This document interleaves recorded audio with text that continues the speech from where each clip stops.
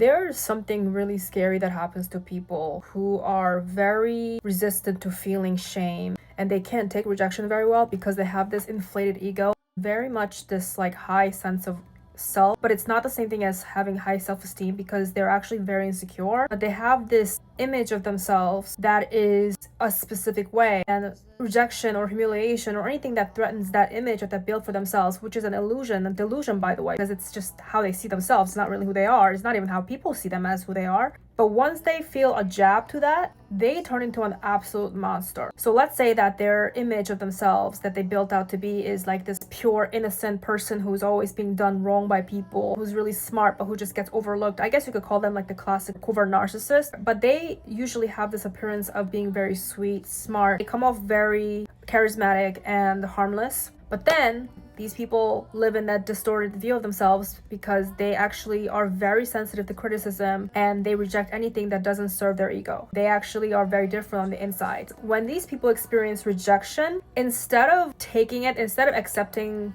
that as a thing, they will absolutely turn it into like a personal vendetta against a person who has made them feel that way. I actually want to say that like they temporarily go into psychosis. Like they literally have a psychotic break because they can't process that feeling of like shame because they got rejected. I've seen this happen in two different ways with these types of archetypes. That one, they will plan a personal vendetta against a person who has made them feel that way. So that's why I say they turn into an absolute monster. They go about it by trying to ruin this person's life. So that's number one. Number two, they will build out this new identity that is more robust and powerful than the previous version, because the previous version was more like, oh, I'm a victim, or I'm just pure, I'm harmless, I'm innocent, or I'm sweet, I'm very generous, I'm always there for other people, I somehow get overlooked, but nobody helps me, nobody supports me. That archetype, but then like they get so disgusted or humiliated with that low version of themselves, they upgrade it to an absolutely horrific,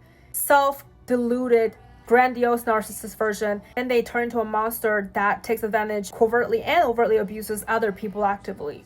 And for both of these people, by the way, you can even see the shift. And obviously for both of these groups, it's not going to end well, especially for the group number two. You can literally see their mask changing, like from this helpless puppy archetype to like this absolute charming, extravagantly charismatic, grandiose, confident person who now takes advantage of people, like an energy vampire who will use their charm to get people to come near them, and they will harvest energy from other people, and they will continue to accumulate energy that way. For both of these groups, the root of it is the distorted sense of self and a really low self-esteem and grandiose delusions.